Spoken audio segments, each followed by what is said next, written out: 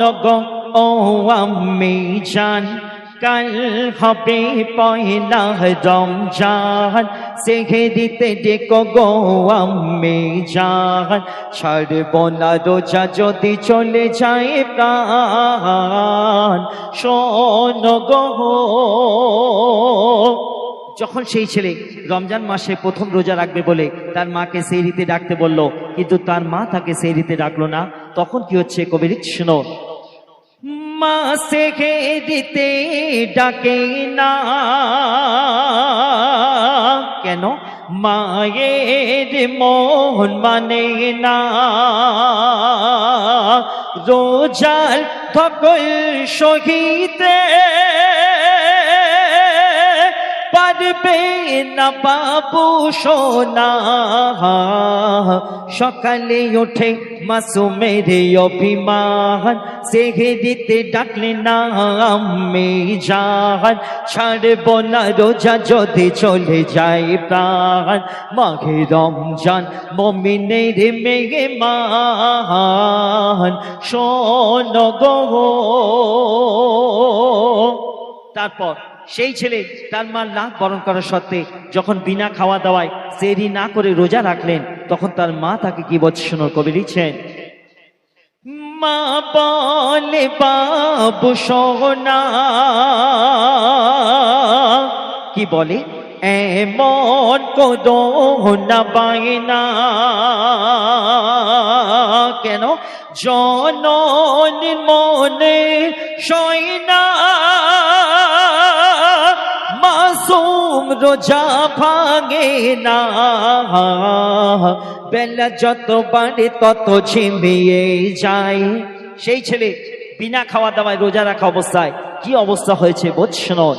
বেলা যত বাড়ে তত ঝিমিয়ে যায়, রোজা ভেঙে ফেলো বাবা আম্মা বোঝায়, মৃদু স্বরে বাবু সোনা মাকে বোঝায়, ভাঙলে রোজা নবীর হবে অপমান, শোনো গো। তারপর বিনা খাওয়া দাওয়ায় রোজা রাখা অবস্থায় সেই ছেলের আসরের ওয়াক্তের পরে কি হয়েছিল কবি লিখছেন, শোনো। আসর পরে খোকা আর বলে না যে কথা, তখন ডুকরে কেঁদে বলে মা, বাচ্চার শ্বাস চলে না, বাবু সোনা না খেয়ে রেখেছে রোজা। সেই ছেলের মা বলছেন, বাবু সোনা না খেয়ে রেখেছে রোজা, নামাজের ওয়াক্ত করেনি কাজা, রেখেছে সোনা মোর পয়লা রোজা, ঠান্ডা হয়ে গেছে তার হাত আর পা, শোনো গো। তারপর বিনা খাওয়া দাওয়ায় রোজা রাখা অবস্থায় যখন সেই ছেলেটি ইন্তেকাল করলো, মারা গেল, তখন তার মার অবস্থা কি হয়েছিল কবি লিখছেন, কাঁদে গো পাগলিনে মাসুমের ওই জননে, কেন?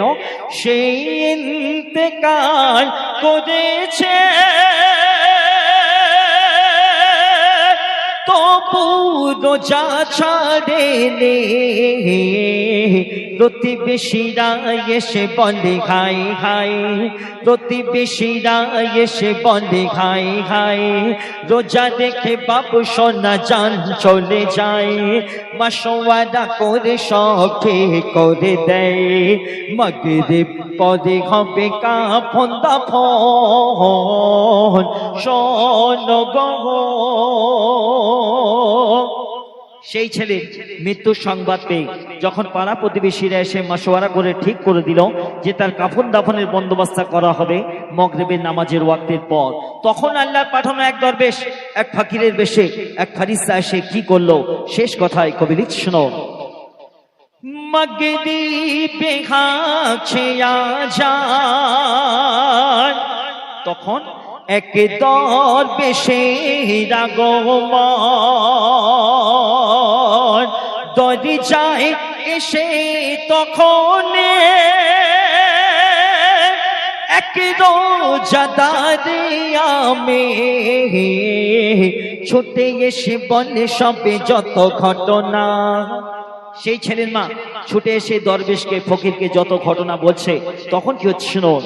ছুটে এসে বলে সবে যত ঘটনা, দরবেশ বলে আমার নিয়ে চলো না। ছুটে এসে বলে সবে যত ঘটনা, দরবেশ বলে আমার নিয়ে চলো না। রোজা করে বাবু অত ঘুম ভালো না, শুনে ছেলে উঠে পড়ে আল্লাহর শান। শোনো গো,